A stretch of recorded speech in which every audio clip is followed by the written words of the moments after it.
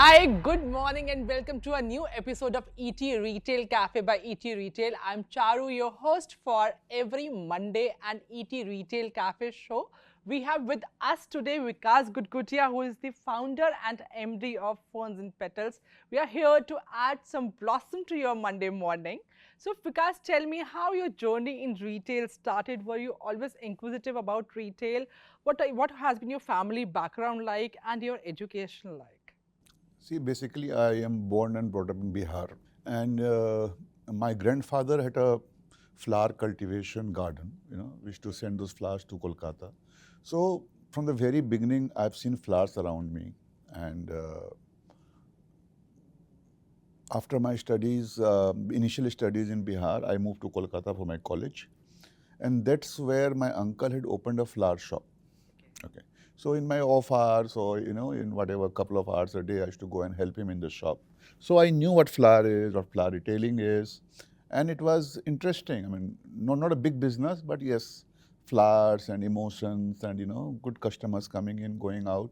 So that was my first retail interaction as such. And then destiny had to bring me to Delhi, and I saw an opportunity that yes, if we do the flowers the same way we do in Kolkata, Delhi is probably a bigger market, and I should try. Okay. So you expanded the brand from just a flower shop to a wedding business and a lot more. Can you tell me what was the inspiration behind doing it?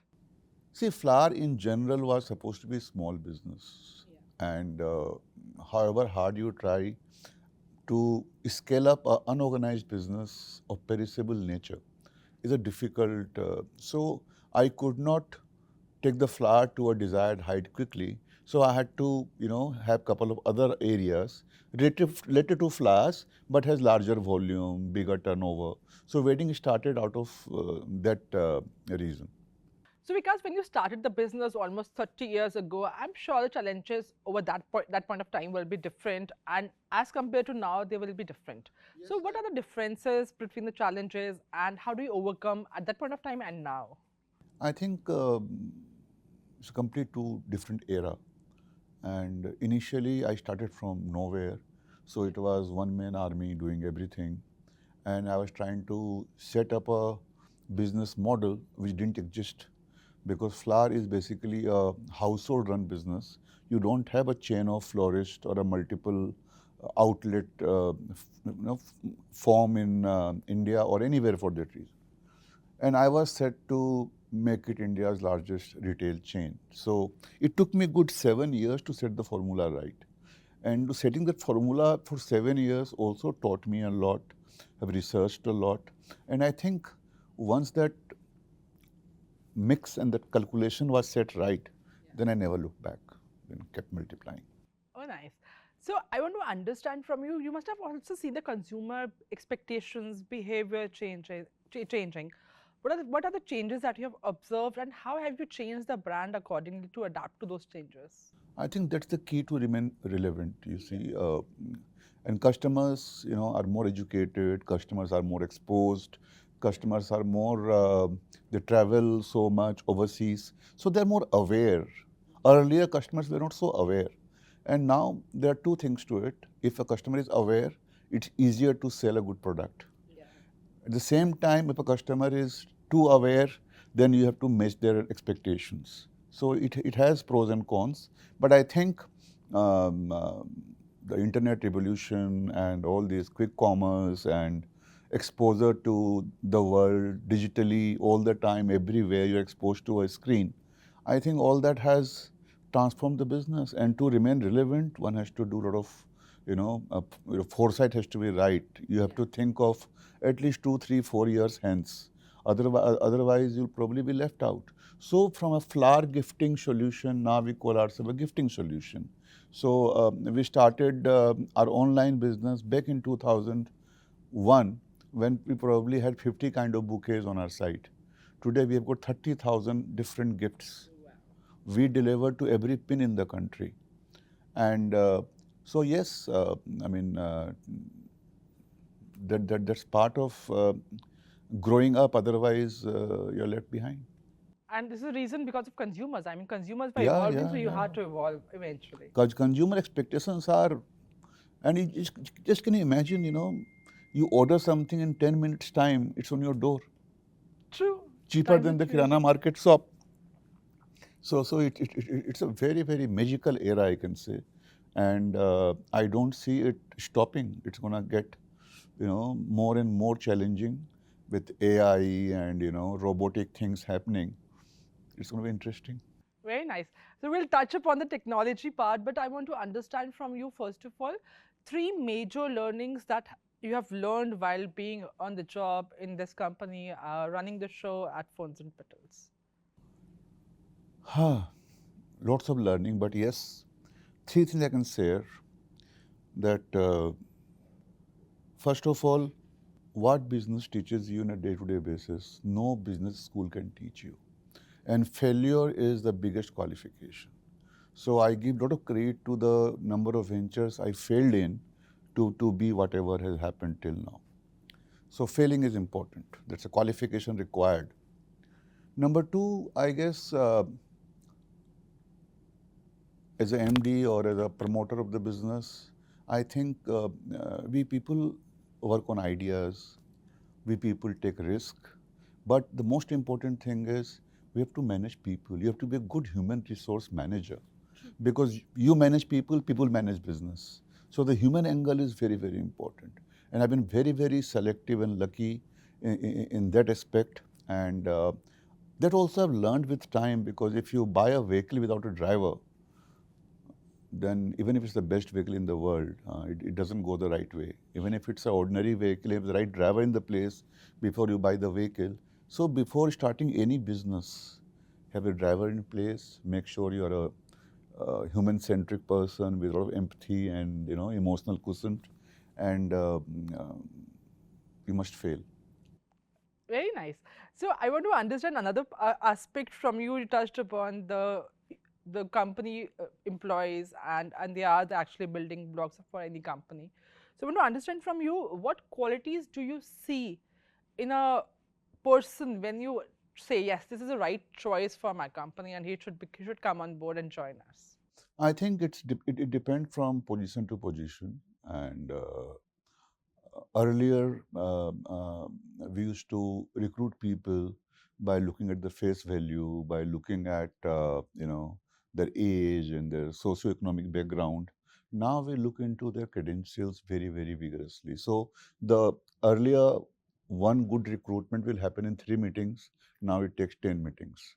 So become more stringent and particular about a person's quality, passion, experience, how he looks at life ahead, and his past reference points, wherever he's worked, what he or she has done.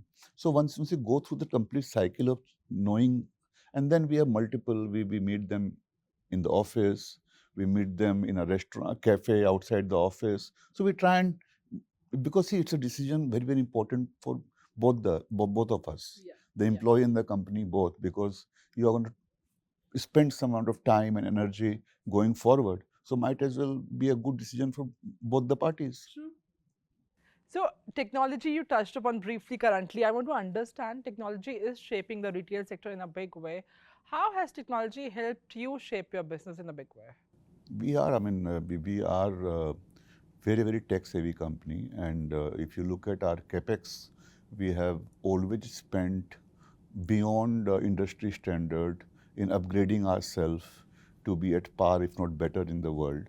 And going forward, that will not change. I feel that uh, uh, the experience, the and because more and more people are becoming very, you know, they expect personalized service. They expect a lot of thoughtfulness. So these things didn't exist at gift dena hai with load de do. Now people want to experience that gift. People want to and of course there's competition everywhere. So I think technology is very, very important to Ferns and Petals. And what if technology takes your job someday? Yeah, people talk. See, possibilities are endless. And I've always felt that adversity brings out the best opportunities. So one has to look at it positively instead of regretting it, and something better will unfold. Okay, that's nice. So I want to understand from you how you see your business flourishing from now, 5 years from now, and what opportunities do you see going ahead? We want to be, we are in multiple countries, and going forward, we are expanding faster. Our lot of horizontal and vertical growth is in pipeline, and I think in 5 years' time, we should be a true gifting multinational operating from more than 20-25 countries. That's nice. So, three qualities of yours which actually helped you achieve your dreams.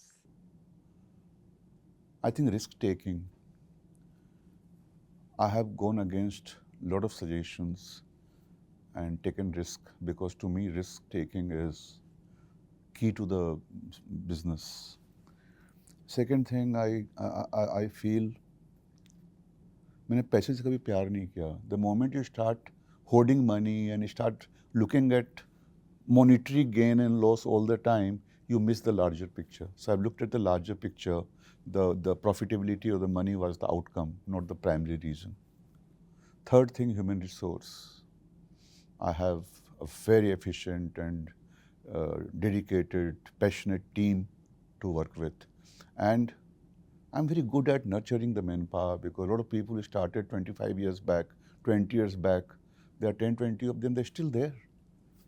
So That is your strength. Yeah. So I always say that if you worked in F&P for a while, and the day you start tasting F&P positive in your blood group, you become a true FNPN. That's nice. It was pleasure talking to you, Vikaas. Today, I thoroughly enjoyed our conversation, learned a lot, many things. But before we wrap it up, I want to have a rapid fire with you, and I'll ask the questions, bombard at you rather, and will not give time to you to think about it. You have to answer them quickly. Yeah. So tell me one thing, one retailer or retail brand that you admire a lot. I think Apple is the Apple. I think in a short span of time, what Apple has done, and consistently doing it, hats off to them. If not in retail, what you would have been doing? I was probably not meant to do business. I'm more of a little jihadi kind of a person, who will probably go and do something drastic which is not done normally. So something which has not been done is what drives me. You have already done that. Yeah, in a way you can say yes. So one thing that you prefer to do in your free time, everybody knows that you are running the show here at FNP, but people don't know what you do in your free time. I just keep trying to improve myself as an individual, as a businessman, as a family man. So I think if you look at Vikaas 10 years back and you look at Vikaas, it's a new version.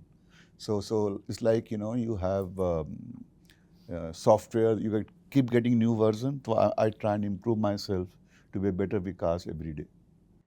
Last question to you. Where do you shop from, online or offline, being an omnichannel retailer? Both. I mean, I wasn't an online person. I'm more of an orthodox, going to the mall, shops, and picking up things. But COVID, I think, has changed that. And since then, I'm hooked to online also. Both has its own, pluses and minuses. But yes, I think online is completely transforming our lifestyle. Any advice on the closing note that you would love to give to the budding entrepreneurs? Risk se isk. You have to have the guts and energy to take that risk. Secondly, I think a lot of research and a lot of back-end work is required before getting into a business, because it's not an easy thing to do. And once you start, then the meter start tickling. You have no option but to go on with it. Third thing, every difficulty, everything which is making you uncomfortable, that's where the magic is. Don't run away. hold the bull by the horn. That's the only way you can win. So I guess you have learned the strategies to run successful businesses. Thank you, Vikaas. It was a pleasure having you, and would love to catch you again next week with a new retailer and a new story. Till then, keep sharing our stories on the social media and keep spreading the word. Till then, bye-bye.